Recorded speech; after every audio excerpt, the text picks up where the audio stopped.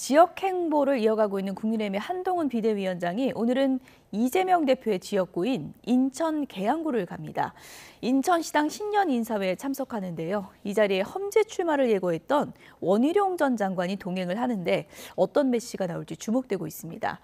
이재명 민주당 대표는 인천 계양구 자택에서 치료를 받고 있는데요. 복귀 시점이 임박했다는 관측이 나오고 있습니다. 취재기자 연결해서 내용 알아보겠습니다. 나혜인 기자. 네, 국회입니다. 네, 한동훈 위원장이 오늘 인천 지역을 가는데 공교롭게도 이재명 대표 지역구군요. 네, 한동훈 국민의힘 비상대책위원장은 오늘 인천시 계양구에 있는 호텔에서 열리는 국민의힘 인천시당 신년 인사회에 참석합니다. 연초부터 이어진 전국 순회 행보인데 바로 옆 계양을이 민주당 이재명 대표 지역구여서 관심이 쏠리고 있습니다. 한 위원장은 최근 국회의원의 불체포 특권 포기나 유죄 확정 시 세비 반납 같은 정치개혁 화두를 계속 던지며 민주당과 이재명 대표를 압박하고 있습니다. 오늘 메시지도 주목됩니다. 한 위원장과 함께 인천 계양구를 찾는 원희룡 전 국토교통부 장관의 행보도 관심입니다. 원 전 장관은 지난 대선 때부터 이재명 저격수를 자처했고 장관직에서 물러난 뒤엔 인천 계양을을 비롯해 험지 출마를 불사하겠다는 뜻을 밝혀왔습니다. 정치권에서 원 전 장관이 오늘 이재명 대표에게 사실상 도전장을 던질 거란 관측도 나오고 있습니다.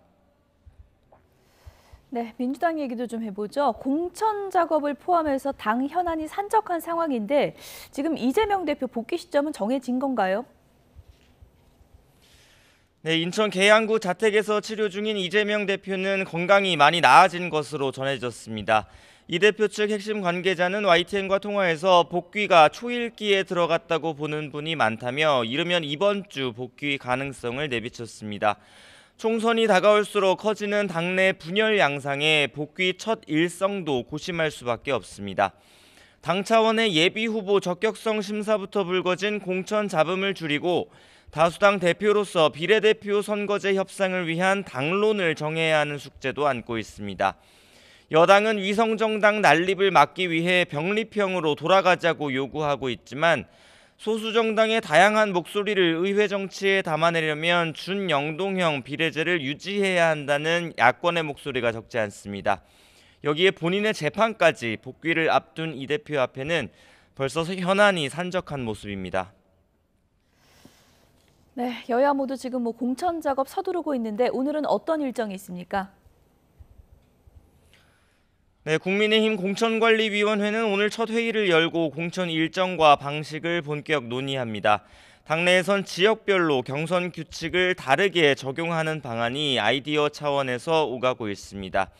한동훈 위원장이 강조한 이기는 공천을 위해서 비교적 열세인 수도권 지역은 당원 여론보다 일반 국민 여론을 더 반영하는 방식이 거론됩니다.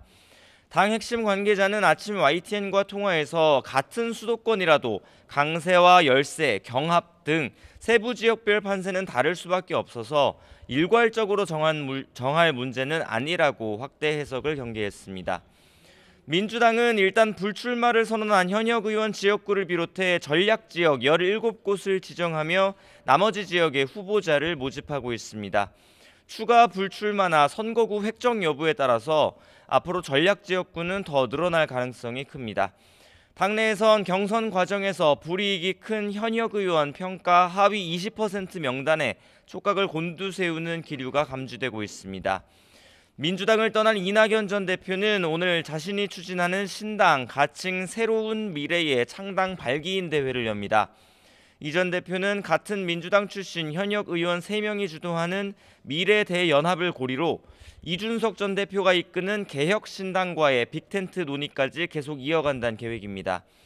이낙연 전 대표는 아침 라디오 인터뷰에서 설 전에 의미 있는 일을 해야 한다는 미래대연합 이원욱 의원의 말에 일리가 있다고 호응했습니다.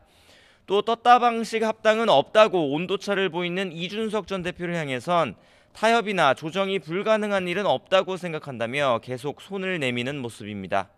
지금까지 국회에서 전해드렸습니다.